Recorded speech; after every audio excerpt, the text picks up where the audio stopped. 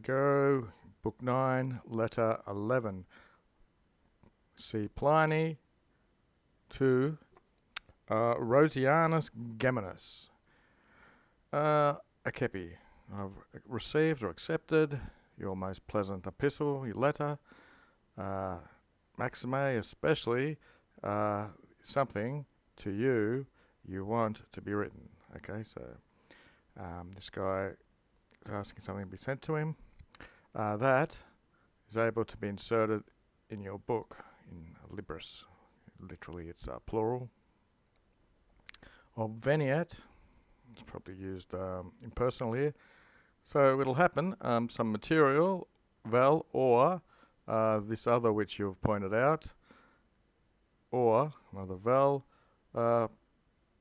rather something else. So it's going to happen that this material that the guy's asking for, or something else, looks like actually turn up. It'll be maybe sent to him or something.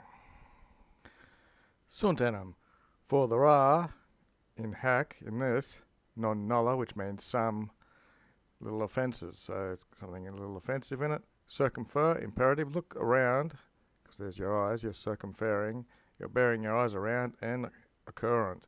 You'll meet these people who are going to be offended by your material. Bibliopolars Lugdini esse non puribim. I wasn't thinking there to be any bibliopolars, booksellers, it's a handy word to remember, at Lugduni, some place which is in Gaul, I'm guessing.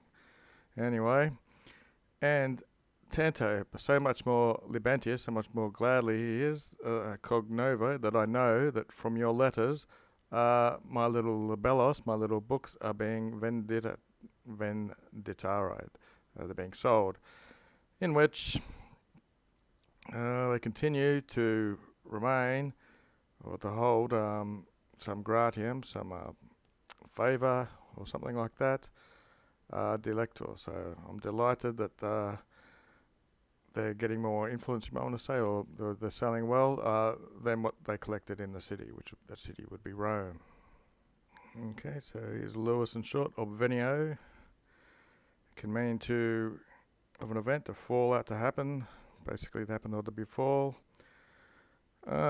Usually it means to meet something, to fall to one's lot. Usually that's there as well if you transfer the meaning. Anyway, that's Lewis in short.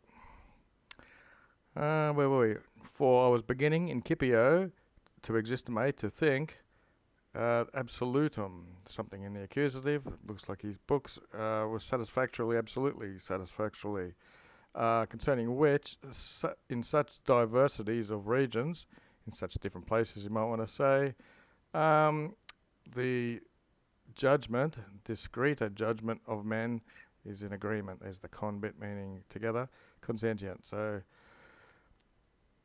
obviously sold well in Rome, and he's delighted that it continues to have favour in other places and on all these other regions. And then Wale, goodbye. Letter 12 to Terentius Jr. A certain person, a quidam, was castigating, so chewing them out. Someone was castigating his filium, his son. What have I got here? Because he was emirating. He was buying a little too sumptuously, with too much expense, a little bit with too much expense. If you take Paulo into consider, he was buying equuses and canes, horses and dogs. When the Juvenus had digressed, when the young man had left, I, to the dative, to him, must be the father, hey you, have you numquammed, have you never facistied? There's the nay of a question. You never did anything that by your father you're able to be corrupted. It was be complained about. There was a topic which was seized upon, which wasn't pleasing to the father. Facisti dico. I said at this point, it's in the past you did this. Sometimes, non facis, you haven't done what your filius, what your son, if repente, if suddenly he was the father and you were the filius, you were the son, that he would reprehend with equal gravitas, with equal seriousness. Non omnes homines, not all men in some era, aliquo era, are led. So that's the plural. Basically, he's asking a question. Aren't all men led into some era? Non hic in illo sibi. So here it is. Hic and illo are the pronouns. So wouldn't one man be into one for himself, and alias another in this would indulge, or just commit these errors? So basically, this is comparing one person to another. One person would do this error, and this other person would do another. Admonitus. So Pliny's taking some advice. These things to you in an example, or by an example of immodest severity, of being taking this as advice. And I'm writing this pro amor mutuo, out of mutual love, you might want to say, or the fellowship they have between themselves, ne quando, so that not ever you also tractares, that you handle tuem filium, your son, so acerbius and injurious, so bitterly or fiercely and hardly and unbending. So cogito, imperative. Think about it also at that he is a boy, and te fuisi, and you were, and ita, and thus you are a father, that you should use this advice, that you're a father, so that you remember that also that's what it is to be, that you are a human and the father of a human. Wale. Just very short letters of advice between friends. Letter 13. Pliny to Ummidius Quadratus. Salve. Quanto and tanto, so we've got correlatives. By so much more studiosus and intentius legisti, you read those books, so you're very zealous and intent when you read these books concerning the Ultion. This is like the Revenge of Vindication of Helvidius, composite that I wrote.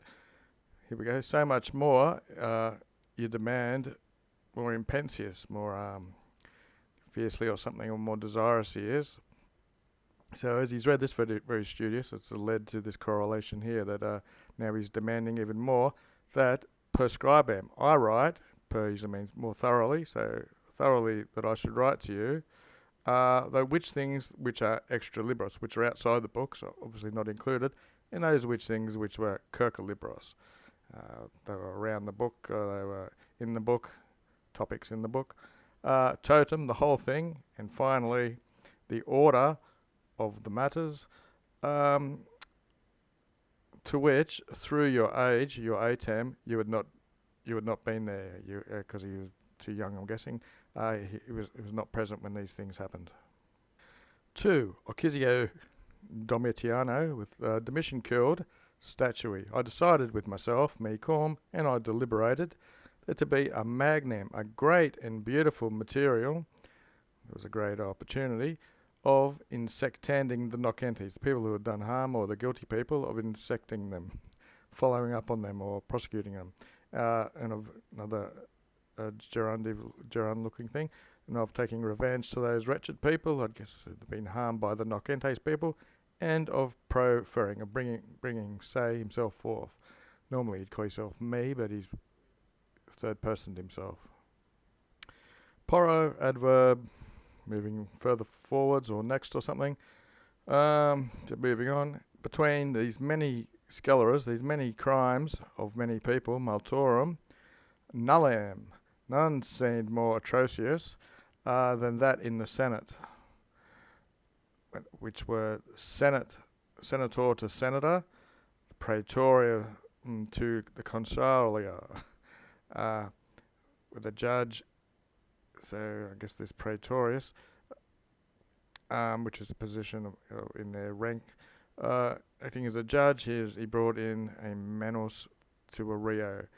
Reo is a defendant.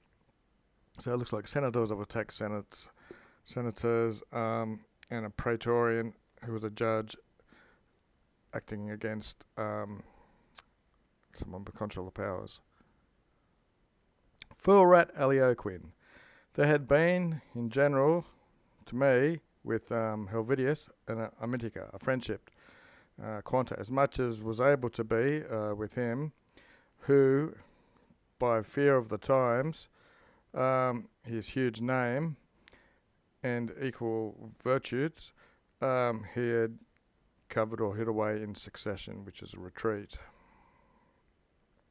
There was with Arria and Fenia, of which one was the Noverca of the Helviti. So I think Fenia was the Noverca, she was the stepmother of Helviti, and the other one, Arria, was the mother, Novercae.